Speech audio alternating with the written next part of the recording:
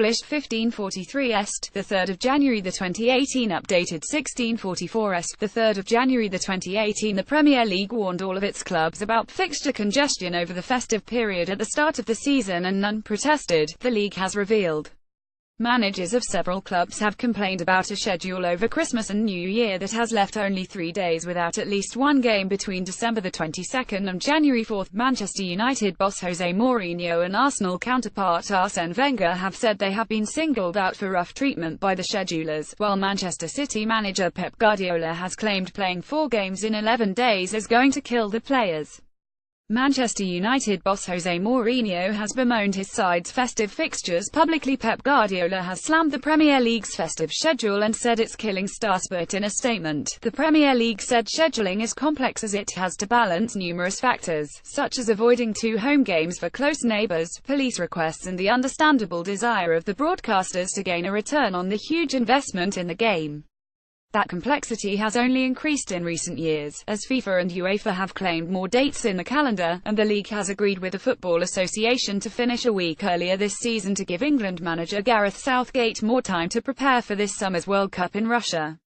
These challenges were highlighted to all of our clubs ahead of the season, and all understood that there could be no perfect solution which would meet all clubs' individual preferences, it added. It is understood there is a hint of frustration at the league's headquarters when clubs stay silent while their most high-profile employees accuse the league of favoritism, incompetence or even endangering players' health, when they fully understand the commercial imperatives behind the busy schedule. BT and Sky Sports get bigger audiences when people are off work, and attendances at games throughout the league pyramid are also better, with the knock-on effects those 2 factors have on sponsorship and merchandise sales. In terms of tickets sold, the occupancy rate at Premier League grounds last season, the most recent set of available figures, was a record 96.5%, but that improved to 98.7% on Boxing Day and 97% on New Year's Day. Having taken the lead, West Brom ran out of steam and conceded late to lose 21 at West Ham. That said, there is sympathy for clubs such as West Brom, who found themselves having to play a key game against West Ham on just 2 days rest, while the Hammers had a 6-day break because their game on New Year's Eve against Spurs had to be rescheduled because of a reduced tube service. Having taken the lead, West Brom ran out of steam and conceded a last-minute goal to lose 21. Both Spurs and West Ham will have to see how they cope with just 2 days to recover when they meet on Thursday for the last league game of the festive period before the FA Cup fixtures.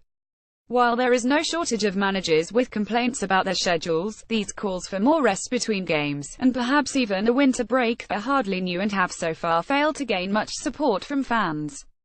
PFA Chief Executive Gordon Taylor admitted trying to find the right balance is a dilemma. One thing that may change that would be another World Cup that sees a tired England missing some of its best players, embarrassed by inferior but fresher opposition. For several years, both the League Managers Association and the Professional Footballers Association have been calling for a break without ever really coming up with a solution for how this can be squeezed into the traditional English calendar.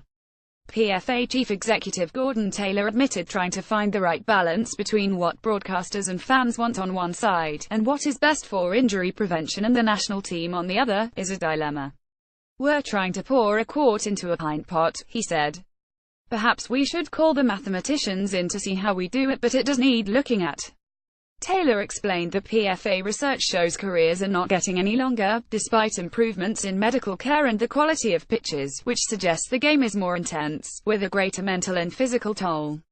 If it can be done, a break of 10 to 14 days, perhaps just for the top flight, would help with player welfare and probably improve our international chances, said Taylor.